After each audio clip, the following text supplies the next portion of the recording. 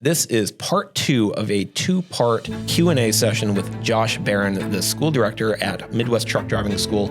And in this session, we talk about the credibility of CDL schools and things that you should look out for to avoid going to a CDL mill, the reality of working as a driver at a mega carrier and what most experience within the first year of starting their driving career. And we talked about whether or not there actually is a driver shortage and the nuance around it so you have a better understanding of the industry. I hope you enjoy the episode.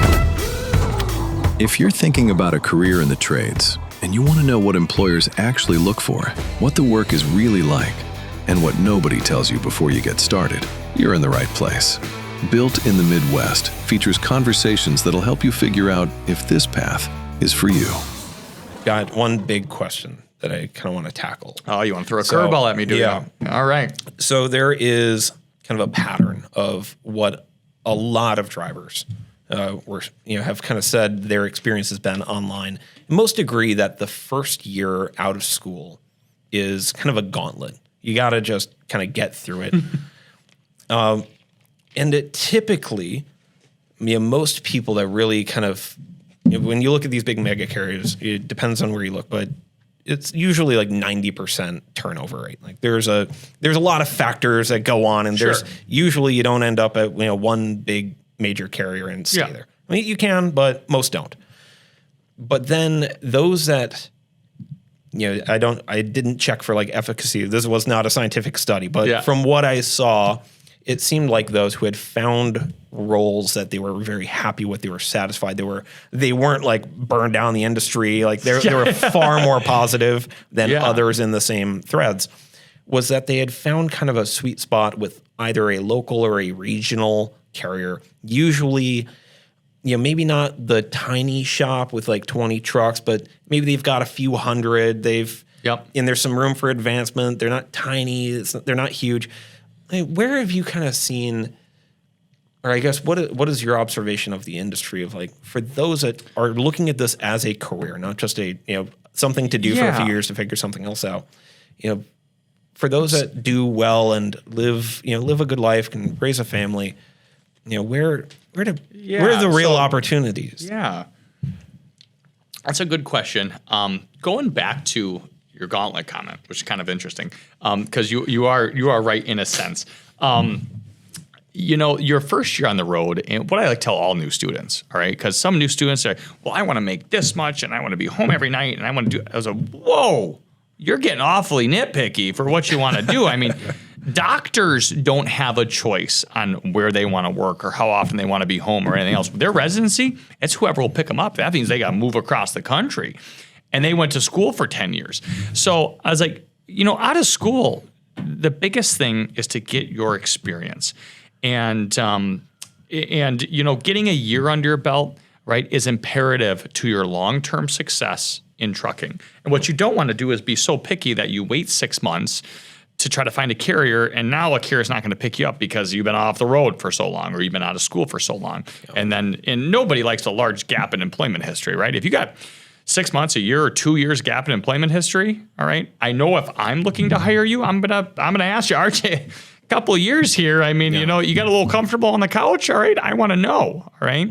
And I think that's important is right out of school, don't be too picky, all right? Get into a company and also ask about their training program, right? Because that's one thing I've seen. Hundreds of different companies and hundreds of different training programs.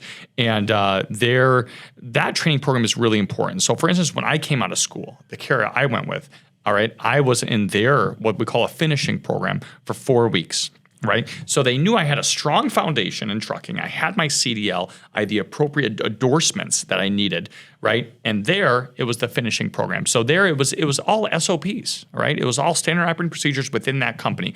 What we were hauling, inbound, outbound procedures at all the different mills, the paperwork, the paper logs on how they wanted to do them, the ELDs on how they wanted to do them, and where to fuel up at. Every company's different. What kind of fuel card they use. I mean, there's hundreds of different things. And what I like to tell students is, when you graduate the program and they said, oh man, that was great. And I was like, well, your learning has just begun. right? Because you have a strong foundation. But think about a foundation of a house or anything. A foundation, no one thinks about the foundation. They just think about the house. You just see the house, but you don't understand all the stuff that goes into it, right? You look at like a 40-story building, has to have like 60 feet of foundation underneath of it, right? You don't see any of it. But that's the most important to be able to build on it. And so those are the things that I would ask. Number one is, what type of training program do you have, finishing program do you have, and what I'm going to learn in that finishing program, how long can I expect it to be before I graduate out of that program and actually get my own truck, and what does that look like? And I would be weary if they said, oh no, we're just going to put you in a truck and you're going to go, because that's scary. And some smaller companies will do that. And you got to tell them, no, I'm not ready for that. I just came out of truck driving school. I got a good foundation, but I'm not ready for that, right? We've worked with a lot of local companies around here, smaller companies, that wanted to hire students, and we've worked with them to develop a finishing program, training program out of truck driving school. So they understand that these students have a strong foundation, but they need to have all this other stuff, right? They're not a seasoned veteran that's been on the road for several years. So those are the questions that I would ask. And then, really be a sponge. Be a sponge and ask a ton of questions, all right? And everything's going to be new. And that's the other thing about being in truck driving school. Ask a ton of questions in truck driving school. And what I always like to tell students, you know what? Ask them now, so that way you have the answers when you get to that company that you're looking for, and make the mistakes now so that you don't make those mistakes later on, right? And that school should set you up for success. So, ask the school all the questions that we talked about, and then whatever company you decide to go with, ask them those questions as well. So that would be my advice is, one, make sure they have a finishing program and ask them what that looks like. Anywhere, it could be anywhere from 2 to 8 weeks long, depending on the company. And then you end up in your own truck. And some people say, well, they're not really paying much for training pay. I was like, I don't care. They're taking a chance on you. They're going to train you and finish you, right? And then you're gonna end up in your own truck and you're gonna be making great money. So you know what? Bite the bullet for the few weeks, and then you can laugh your way to the bank after that, right? Yeah. As far as carriers go, I tell you what, we have at the school, we've worked with hundreds of carriers over the last nearly 30 years, right? And there's so many, and nowadays, a lot of your bad carriers, right, have gone out of business, right? Because drivers won't work for bad carriers, right? And so there's so many great carriers out there. And I know people that are with Schneider, and they're out for a couple weeks at a time and they love it, right? And there's other people I know that are with Rail or HBI or AM Express or CRST or Warner Enterprises, and they love it, right? So it's one of those things where it really is a different fit, right? That glove doesn't fit everybody. And I know me, with a wife and 4 kids, over the road's just not in the cards right now, right? No. I would want something more local or more regional, just so I can be home more with the family. And so, out of this class, there's several people that are going with your Schneiders of the road, OTR. They have a great training finishing program, and they're excited to be on the road. They're excited to see the country. I mean, there's things that I got to see on my travels that I've never got to see again, because I literally just saw them when I was on the road. And people want that. They want to be able to go and see the Grand Canyon and get paid to do it. Go through the Badlands and the Dakotas. I was going to say on I-80 going across Nebraska, but there's nothing there. Right? No offense to the Nebraska people out there. Sure. There's just nothing there. All right. Besides a really cool chrome shop. All right. Yeah. But going through the Rocky Mountains. I mean, if you've never been to the Rocky Mountains, aesthetically, that might be the most, in my opinion, the most beautiful place in the country. I mean, aesthetically, it blows you away. It's bigger than anything you've ever seen before. And it's such an awe feeling that you're like, wow. And there's people out there that have never seen it, right? There's people that have never been to Florida or seen the Gulf of Mexico or the ocean, right? Or gone across the Golden Gate Bridge in California and got to see the Redwoods or Mount Rushmore. So anyway, there's just some of the things that I've seen on my travels, just a couple of things that I get to talk about because I got to truck there and I got to drop my trailer and use PC to take my truck wherever I wanted. And so it's one of those things that might not be a good fit for you, but maybe something more local or regional might be a good fit. So I don't think there's a one size fits all there, and that depending on your situation, there's a lot of great opportunities, but get that year under your belt. Get that year under your belt, and then you can be more picky choosy, but don't be picky choosy right out of school. So I think to expand on that, and the reality is in any industry, and I think my hypothesis at this point is that there are a reasonably high number of people who enter, CDL careers, driving careers, as like a non-traditional student. They're not necessarily 18, 19. It might not be their first thing. Sure. So they're coming in, and someone in their 30s, 40s, 50s does not want to do the standard path of a student of going to school for 4 years and then doing internships for 2 years and starting entry level and then like working up. So they have a compressed timeline of what their expectations are generally. Again, like context and just what I've seen. Oh yeah.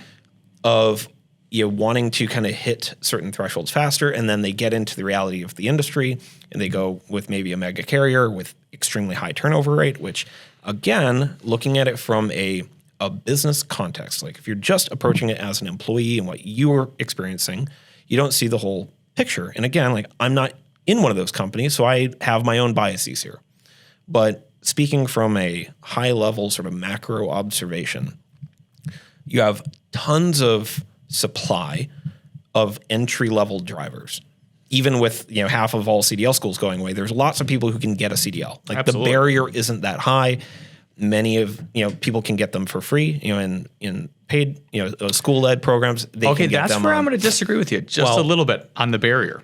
Because I mean, comparatively to a master's or a bachelor's degree? Oh yeah, no, comparatively not like low. that. For a few $1,000s, you can get started. Yes, but the barriers to get into this industry are, and a lot of people find them out. Like for instance, you got to pass a drug test, and it sounds dumb, but there's a lot of people that can't pass drug tests. Sure. You got to have a clean driving record. If you have a lot of accidents and tickets on your record, so you're not eligible to get a CDL until those either drop off or you get them dismissed from the court, as well as the medical card requirements, right? If you have like over an 18-inch neck, right, they're going to make you take a sleep apnea test. You might not get a medical card. If you don't have a medical card, you don't have a CDL. Sure. You don't have a medical card, so you haven't meet those medical requirements.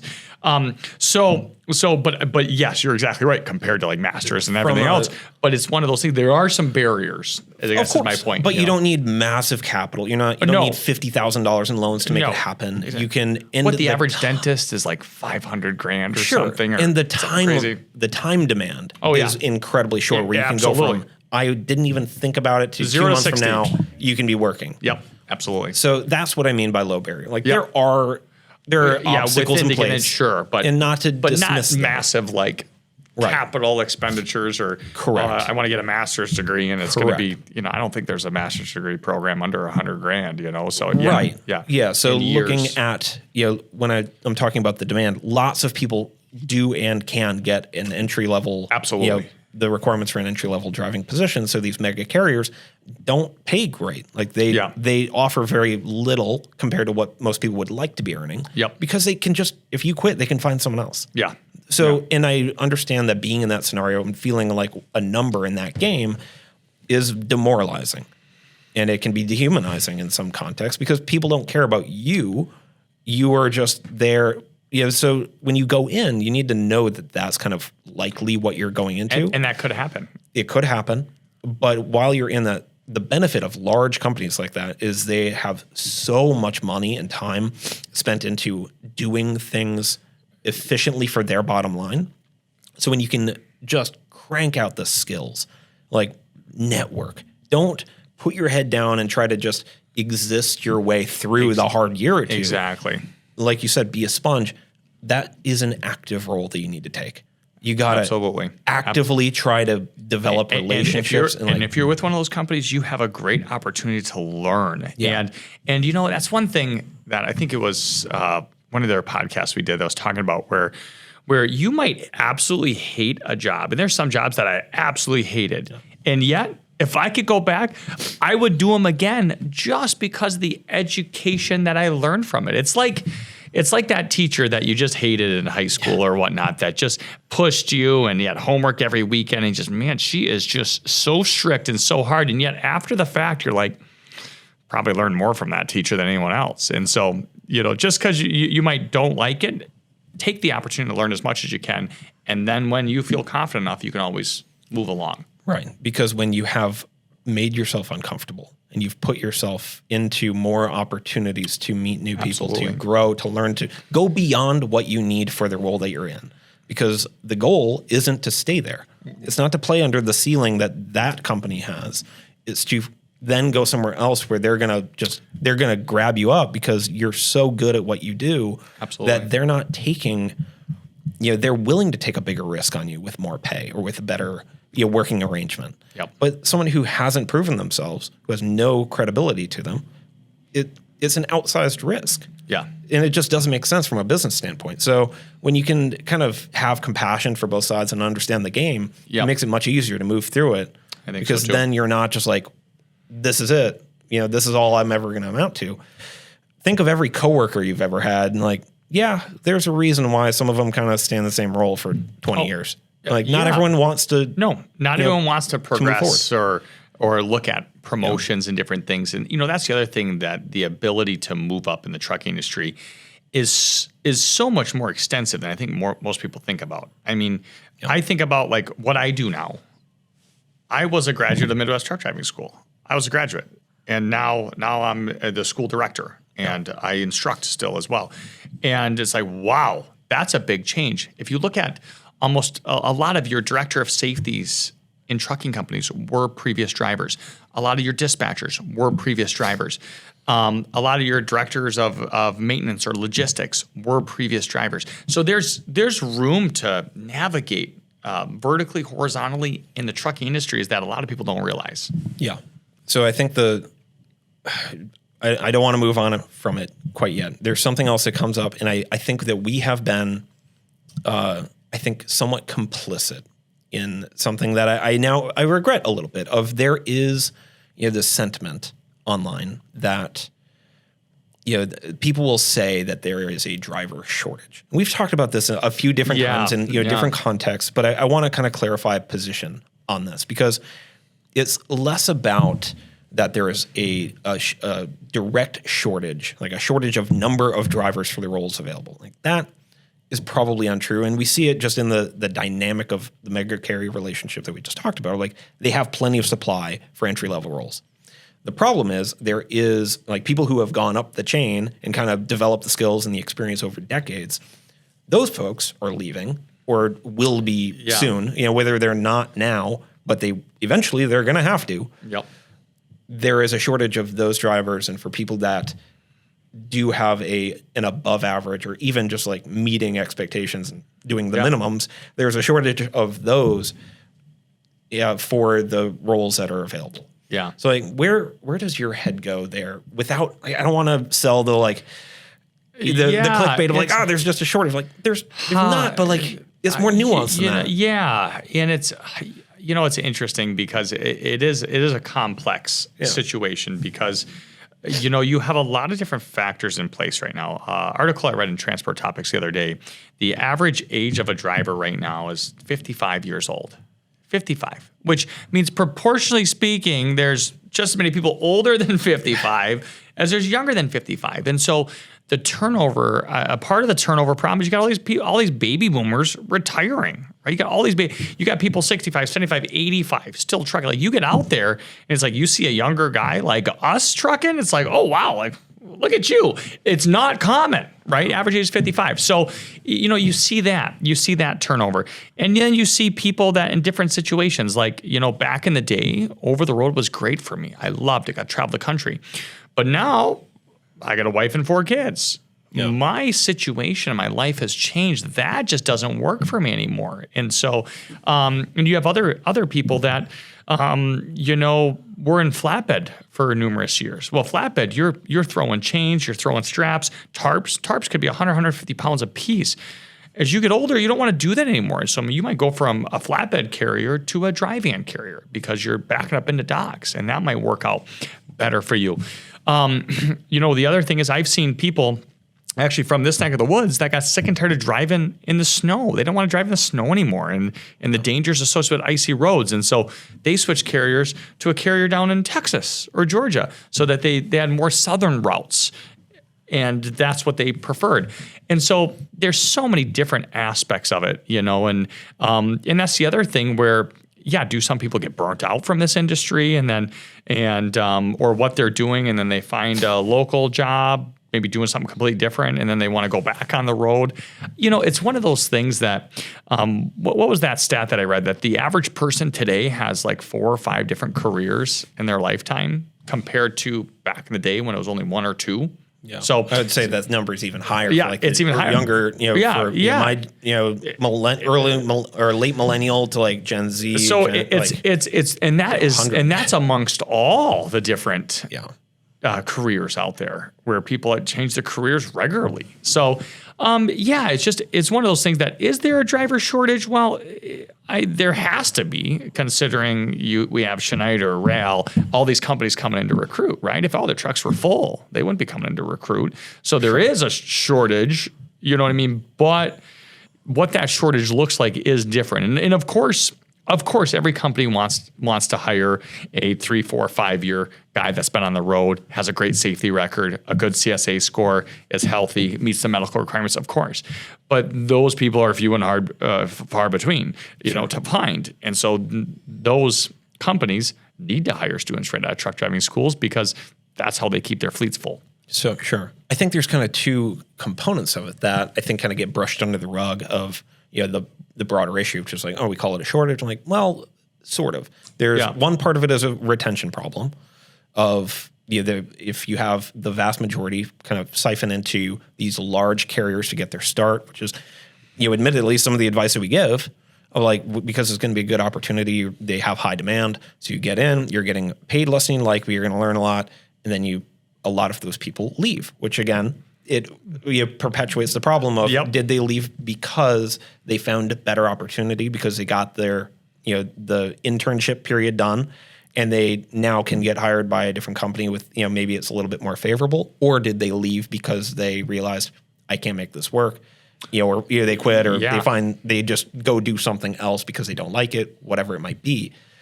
And then there's, I think the other aspect of people using those companies for that purpose of like, I'm not going to be here long term.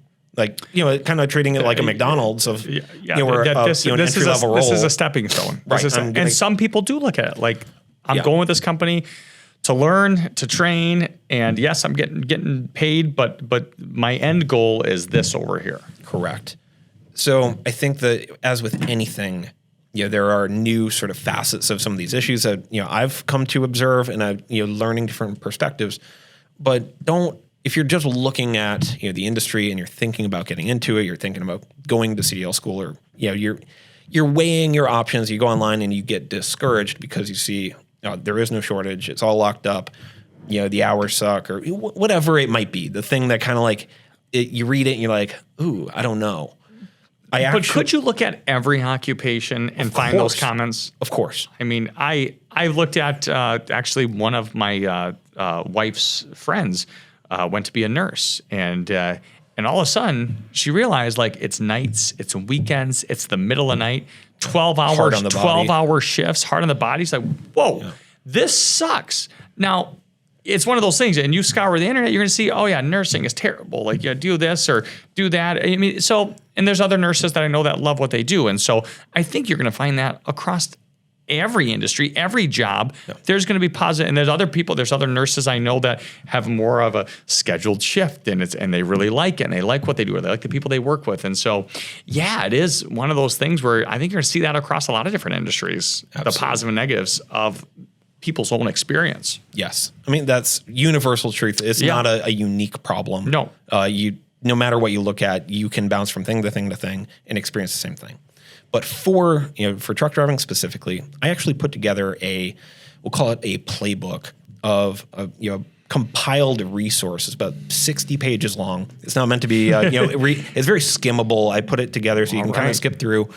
And the point of it is to ask yourself the questions that you need to be thinking about before you make a decision one way or another. because for some, it's not the right path. You're going to invite a lot of suffering that you could otherwise avoid because like if you just can't be in it, if you can't be in a car for like 2 hours without getting really like stir crazy, like probably not a good career for you. Exactly. Like I fall asleep after 3 hours. You have to kind of like to drive to an extent. You know what I mean? You don't have to love to drive, but you got to like it a little bit. I mean, if you're complaining about driving an hour somewhere, yes. Maybe a little introspection there would be helpful. Yes. So I put together a bunch of different sections about the things that are required, some of the compliance side, things to do to prepare, things that you can kind of self-evaluate a little bit. Absolutely. So that will be available in the description and the show notes, wherever you're finding this. So if you've got some questions and you're like, I don't really know where I fall on this, it'll give you something to kind of chew over. Then if you read through that